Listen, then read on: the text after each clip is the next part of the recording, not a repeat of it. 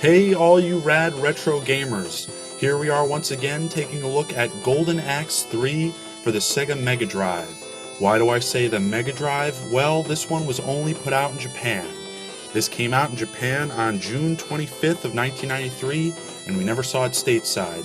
You might be thinking to yourselves, then why the heck am I reviewing it? Well, if you have a copy of Sega Genesis Collection on the PlayStation 2 or the PSP, you might have noticed that this was included.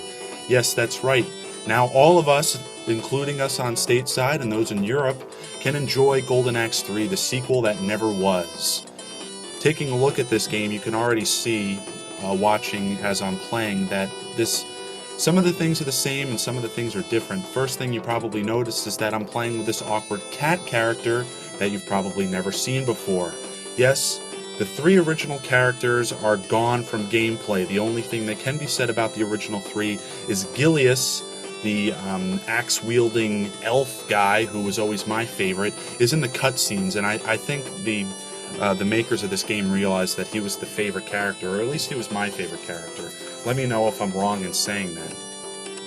Some other good things to say about this game is that the thief stages are really different and innovative. The thieves are going to do something different every time, whereas in the other games, they always did the same thing over and over again. So that was a welcome change in this franchise. Now, the song that you're listening to is from the original Golden Axe, which you guys probably noticed right off the bat, and I apologize about that. The Golden Axe 3 soundtrack, even though I got a hold of it, it wasn't working for some reason. So in some future time, if I ever get a hold of the soundtrack, I'll splice it in, edit the video, but for now this is going to have to do.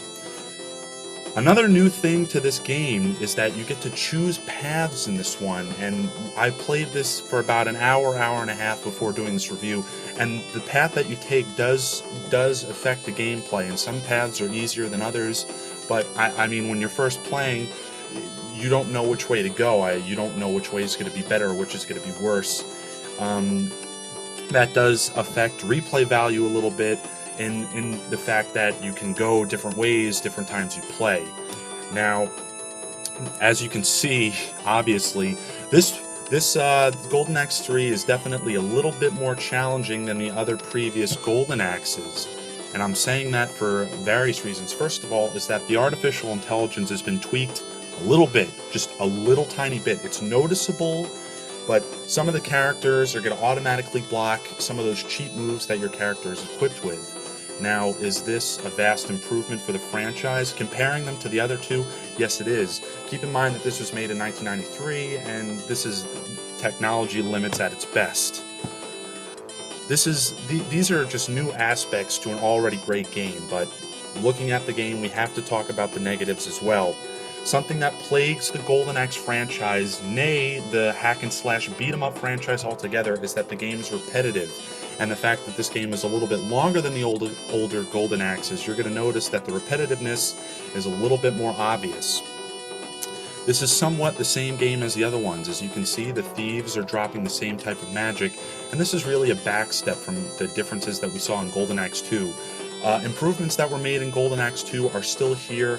The attack sounds and grunts and what have you don't preempt the music, which is always a great thing, and I can't stress that enough. That was one of the worst things in Golden Axe 1, and I'm really happy that that's gone.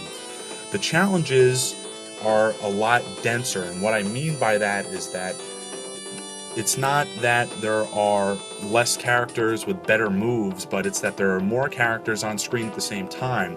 This is probably because they figured out how to work the 16-bit cartridges to their advantage, and when you get to the boss battles, which I don't show because I don't want to ruin it for you, you'll see you'll see exactly what I'm talking about. So 8 out of 10 for this one. Guys, check it out. It's definitely worth it. I'm really happy with the game overall. I'm happy that they put it on the collection. This has been the Alpha Nerd, and this is Rad Retro Reviews reminding you that retro rules, and I will see you guys later.